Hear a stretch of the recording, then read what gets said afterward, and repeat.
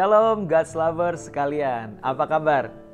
Jumpa lagi bersama saya Randy Chandradinata di dalam program Words from Heaven. Dan kita akan membahas tema tentang Walking with the Holy Spirit. Dan ini adalah part terakhir kita. Ya, tidak berasa kita sudah menjalani 5 part sebelumnya. Dan saya percaya semua dari kita bisa lebih lagi mengenal siapa itu Roh Kudus, dan kita tentunya telah belajar untuk day by day berjalan bersama dengan Roh Kudus. Dan di dalam part yang terakhir kita akan membahas tentang Roh Kudus sebagai pemberi kuasa untuk kita menjadi saksi Kristus. Roh Kudus sebagai pemberi kuasa untuk kita menjadi saksi Kristus. Kita buka Alkitab kita dari Kisah Rasul pasalnya yang pertama ayat yang ke-8. Kisah Para Rasul pasalnya yang pertama ayat yang ke-8, demikian firman Tuhan.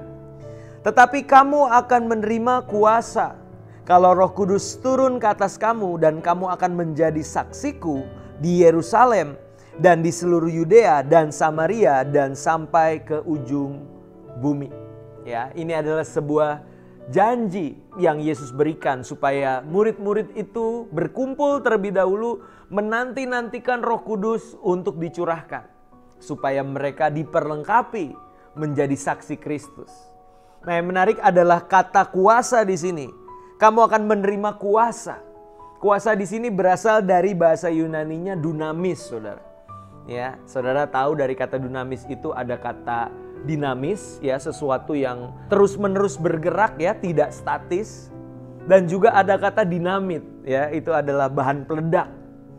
Dan ketika bicara tentang orang-orang yang menerima kuasa dari Roh Kudus, mereka adalah orang-orang yang bergerak untuk kerajaan Allah, Saudara. Orang-orang yang tidak bisa tinggal diam. Mereka akan melakukan berbagai-bagai perkara yang ajaib untuk mereka melakukan kehendak Tuhan, yaitu menjadi saksi Kristus. Tentunya orang-orang ini akan memiliki passion, memiliki semangat yang luar biasa. Bahkan mereka diperlengkapi dengan karunia-karunia roh, baik yang itu sifatnya natural, ya, sampai kepada karunia-karunia roh yang supranatural. Nah, tapi yang perlu untuk kita garis bawahi di sini, yang perlu untuk kita perhatikan bersama adalah bahwa ketika seseorang dipenuhi Roh Kudus, itu bukan sekedar supaya bikin suasana ibadah itu menjadi lebih banyak atraksi, saudara. Tetapi supaya endpointnya adalah hidup kita lebih banyak bersaksi. Nah, saudara bedain ya antara dipenuhi Roh Kudus yang membuat ibadah kita menjadi lebih banyak atraksi, atau justru hidup kita menjadi lebih banyak bersaksi.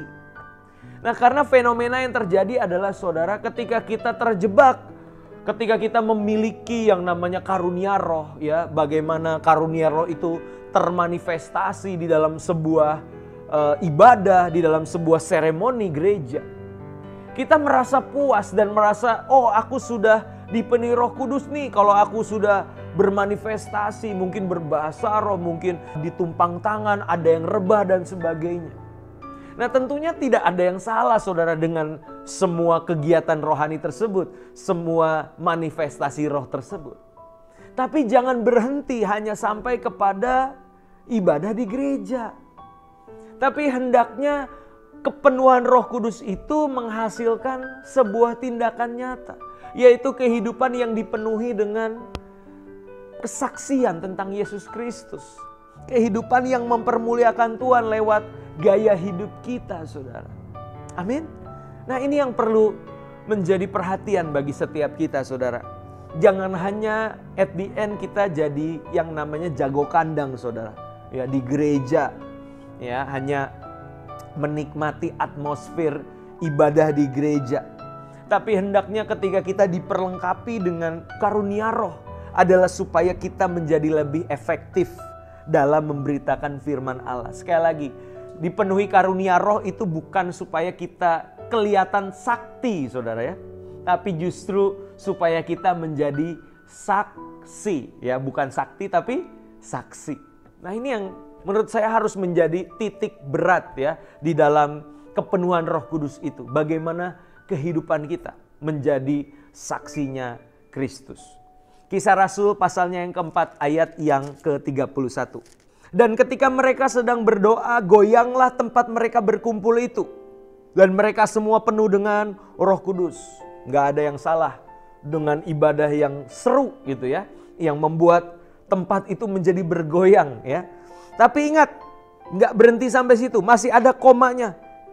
Lalu mereka memberitakan firman Allah dengan berani. Nah, memberitakan firman Allah dengan berani. Dan saya percaya inilah tanda-tanda orang yang dipenuhi Roh Kudus, saudara. Dari mulutnya akan keluar perkataan-perkataan firman. Dari mulutnya akan keluar kesaksian-kesaksian yang mempermuliakan nama Tuhan. Kesaksian-kesaksian yang membawa orang untuk mengenal Yesus Kristus. Amin, saudara. Kita juga bersyukur hari-hari ini kita dipermudah dengan adanya dunia digital, sosial media. Ya, saudara bisa memposting ayat Alkitab, saudara bisa men-share renungan-renungan yang rohani yang membawa orang mengenal Tuhan. Termasuk juga lewat program Words from Heaven ini, saudara, lewat WFH ini. Saya percaya sesimpel saudara bisa membagikan renungan ini kepada orang-orang, teman-teman saudara di grup WhatsApp, grup keluarga. Bagikan itu, saudara. Itu adalah sebuah bentuk bagaimana Roh Kudus bekerja untuk saudara menjadi berani untuk memberitakan firman Tuhan. Gak usah dengerin, saudara, mungkin ada penghakiman yang akan bilang, oh, udah sok suci nih orang, udah mau jadi pendeta dan sebagainya. Kita tidak hidup dari perkataan manusia, saudara. Ya, kalau ada Roh Kudus di dalam kita, maka Roh Kuduslah yang akan meyakinkan kita bahwa perkataan Tuhan itu yang utama dalam hidup kita. Kita tidak hidup dari perkataan manusia, melainkan dari firman Allah. Amin, saudara.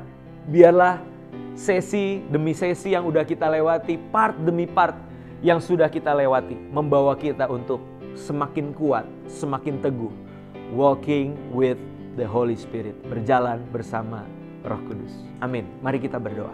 Bapa dalam surga, kami sungguh mengucap syukur untuk Roh Kudus yang boleh hadir di hidup kami.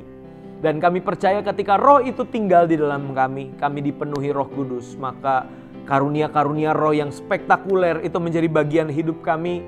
Ketika kami membuka hati kami, ada manifestasi roh yang mengalir lewat kehidupan kami, menjadi berkat bagi banyak orang. Mengingatkan diri kami bahwa Roh Kudus memenuhi kami, supaya kami menjadi saksi Kristus. Biarlah perkataan kami, perbuatan kami, sikap, perilaku, tindakan kami adalah menjadi saksi Kristus yang mempermuliakan nama Tuhan. Sehingga banyak orang boleh tertarik untuk mengenal Yesus, dan di dalam kairosmu Tuhan, Roh Kudus menjamah hati mereka. Roh Kudus menghadirkan pertobatan di hati mereka, dan kami bersyukur kalau Tuhan mau pakai kami untuk hormat kemuliaan nama-Mu. Tapi kami sekali lagi menyadari ini bukan kuat gagah kami, tapi semua hanya oleh anugerah Roh-Mu yang kudus. Terima kasih Tuhan, di dalam nama Tuhan Yesus kami telah berdoa dan kami mengucap syukur. Amin.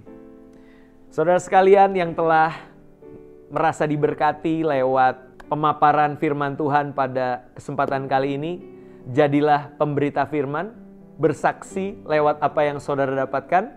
Share link YouTube ini kepada orang-orang di sekitar saudara.